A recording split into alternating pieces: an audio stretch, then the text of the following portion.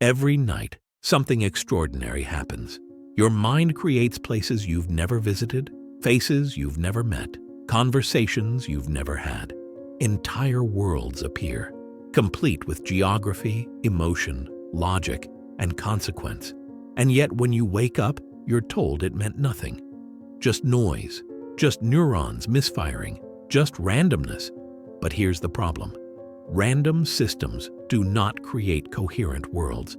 So tonight, we ask a different question. Not why we dream, but what we are accessing when we do. If dreams were truly random, they would look like chaos, fragments, disconnected images, meaningless flashes. But that's not what most dreams are. Dreams have structure. You walk through rooms that connect logically. You speak to people who respond consistently.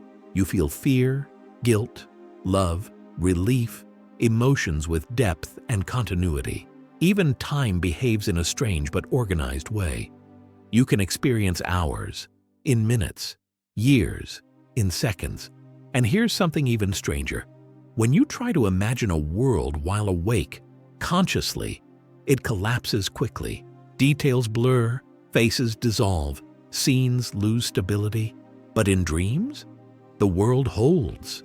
The environment persists even when you're not looking at it. Events unfold without your conscious effort, which raises an uncomfortable question. If you are creating the dream, why does it continue without you? Random neural activity should not produce narrative continuity. It should not produce emotional intelligence. And it certainly should not produce experiences that feel remembered rather than invented. Yet many dreams do. You don't feel like an author. You feel like a participant. At this point, a common objection appears. Isn't dreaming just imagination? It sounds reasonable until you compare the two. Imagination requires effort. You decide what to picture. You choose where the scene goes next. You remain fully present as the controller. Dreams do not behave that way.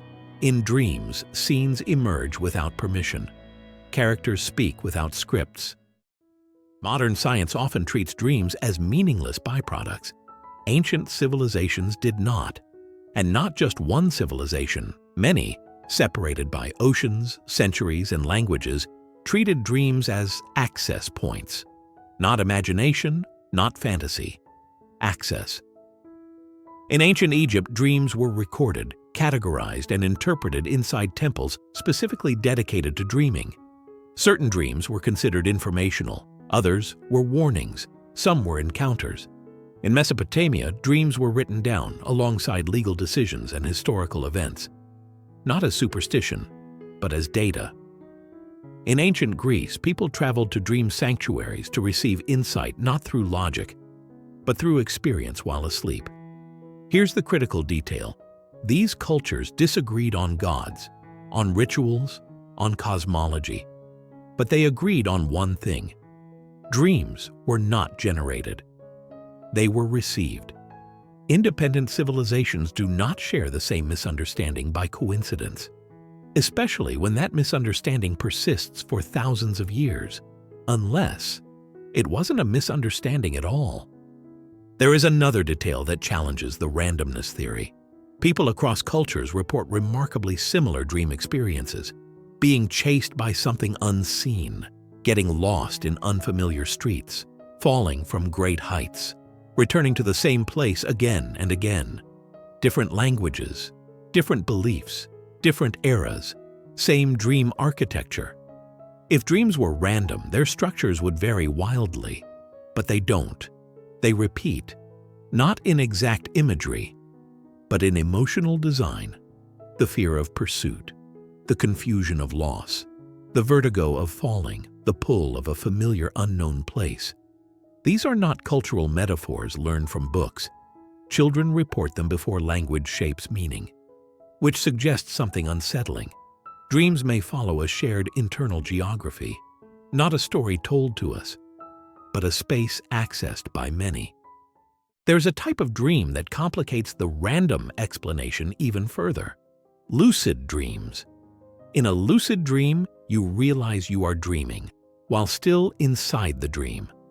At first glance, this seems like proof of imagination. But look closer. Most lucid dreamers report the same shocking discovery. They did not create the dream world. It was already there. Lucidity doesn't build the environment. It simply allows awareness inside it. Think about that. If a dream were pure imagination, awareness should collapse it. Conscious observation should weaken the experience. Instead, lucidity stabilizes it. The world becomes sharper, more detailed, more persistent. People report exploring environments they did not design, interacting with characters who respond unpredictably, encountering information they did not consciously know. So ask yourself, how do you explore something you're supposedly inventing in real time? Lucid dreaming doesn't look like control, it looks like permission. Many dreams carry a disturbing quality: familiarity without memory. You know places you've never seen. You recognize people you cannot name. You feel emotional histories that do not belong to your waking life, and yet they feel real. Not metaphorically real, experientially real. Some dreams feel less like imagination and more like returning somewhere you've been before. Psychology calls this symbolism, but symbolism doesn't explain emotional recognition. You don't feel symbolic fear, you feel actual fear. You don't feel symbolic grief, you feel loss. And when you wake up, something lingers, not confusion, residue. As if the dream was not erased, just disconnected, like closing a door, not deleting a file. In waking life, time moves forward. In dreams, time becomes flexible. You can experience long conversations without pauses, complex journeys without transitions, entire story arcs in moments. At the same time, identity softens.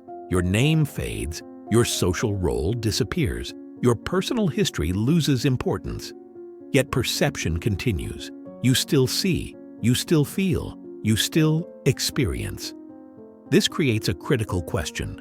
If memory exists without identity, is identity actually required for experience?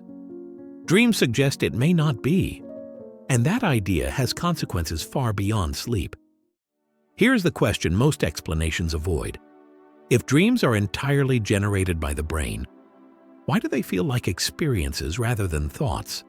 Thoughts feel owned. Dreams feel encountered. You don't decide the next scene.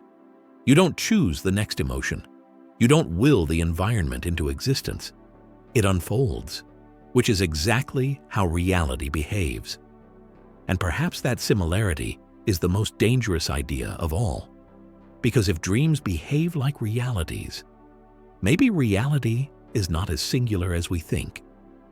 Let's remove mysticism. No spirits, no prophecy, no supernatural claims, just logic. If consciousness can experience structured worlds without physical input, then physical reality is not a requirement for experience. And if experience does not require the body, then the body may not be the source of consciousness. It may be a receiver, a limiter, a filter. Dreaming may not be escape from reality.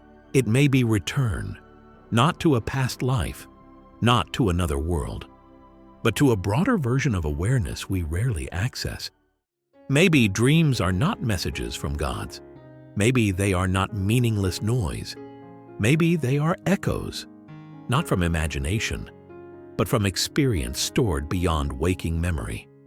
Fragments of perception, moments unbound by time, accessed when the body sleeps, and the filter relaxes. So the question is not, why do we dream? The real question is, what are we remembering when we stop being awake?